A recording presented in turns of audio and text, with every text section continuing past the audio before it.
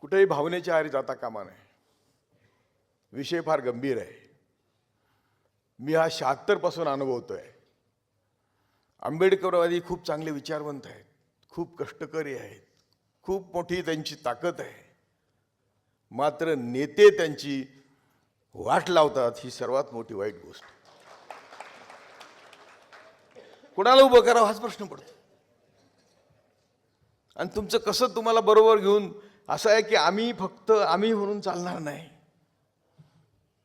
तर आम्ही घराघरात गेलं पाहिजे, आदिवासींच्या घरात गेलं पाहिजे, मुस्लिमांच्या घरात गेलं पाहिजे, त्यांना समजून सांगितलं पाहिजे की अन्न व निस्र निवारा, आरोग्य आणि दर्जेदार शिक्षण हे तुमचे आमचे तुमचे सगळ्यांचे एक प्रश्न आहे.